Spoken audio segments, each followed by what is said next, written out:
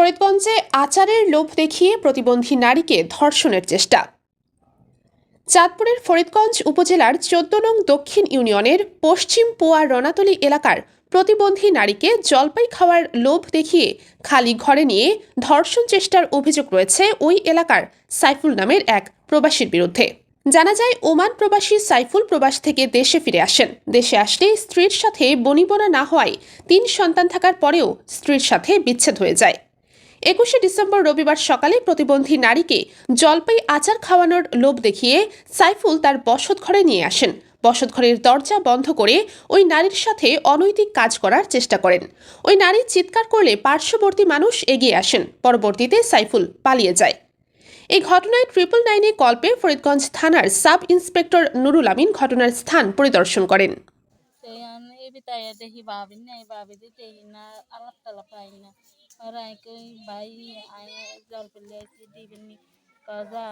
তোর ভাবি অসুস্থ, তোর ভাবি শুয়ে রয়েছে, তুই যা ঘরে ঠান্ডা এই ঘরে হিয়া নু খালা দেখছি, নু খালান দিকে হেরে আরে দুয়ারে এমনি ইয়া করে রইতে রাখছে, ইয়ানা চাপ দিয়ে রাখছে, ইয়ানা বুকে রাখছে, আর কিছু করে না। জোরাজোরি করছে, দুয়ার আটকেতে চাইছিল। আমাদের এলাকায় এই সাইফুল আছে সালামত ব্যাপারী ছেলে। আজকে অনেক দিন ধরে সে প্রবাসী ওমান থাকে। যতবার ও দেশে আসে অতবারই একটা দুর্ঘটনা যে ঘটায়। অল্প কিছুদিন আগে, অত 4-5 দিন আগের ঘটনা। আমাদের একটা অসহায় মেয়ে, প্রতিবন্ধী মেয়ে, আমাদের বাড়ি, ওরও স্বাস্থ্য বোন, আমাদেরও স্বাস্থ্য বোন, ওকে জলপুর আশা দিয়া এখানে নিয়ে আসা তাকে দর্শন করা হয়েছে। এবং আরো মাস 6 আগে একটা দর্শন করছে, একটা মেয়ের গায়ে হাত দিচ্ছে। আরেকটা মামলা আছে আরো বছরখানিক আগে, আমাদের বাড়ি, সবটি মেয়েগুলো আমাদের বাড়ি থানার মধ্যে, তার মধ্যে কাগজপত্র করে চলে আসছে। ওর অতিষ্ঠের কারণে আমাদের এই এলাকাটা আমরা খুব ইয়ার মধ্যে আছি।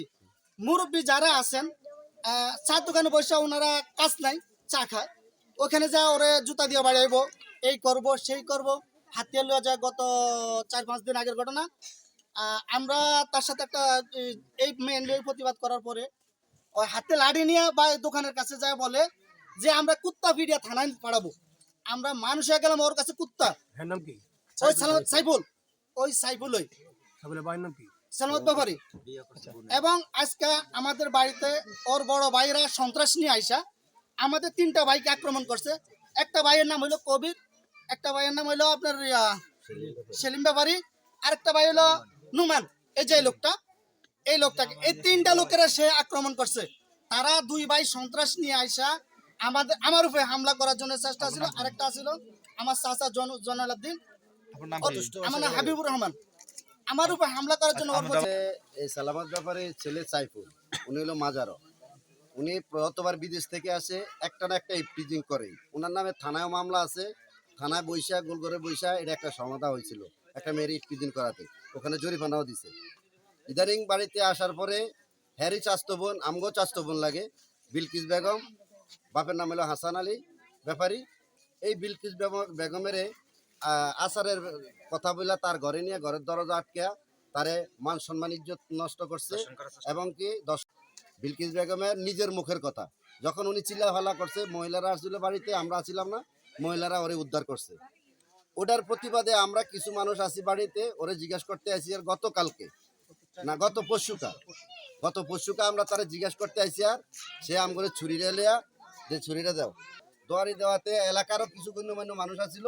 গণ্যমান্য ব্যক্তিরা, এই এলাকার মানুষ আমাদের সাথে আসছে, আইসা ওরে ধরে নিয়ে আমরা কাছারি ঘরের আমাদের এখানে ওর সাথে বসার পরে ও বলছে যে ভাই আপনারা যেটা করেন আমি এটাতে রাজি, আমি আর কোনো সময় এই সমস্ত দুর্ঘটনা ঘটাবো না।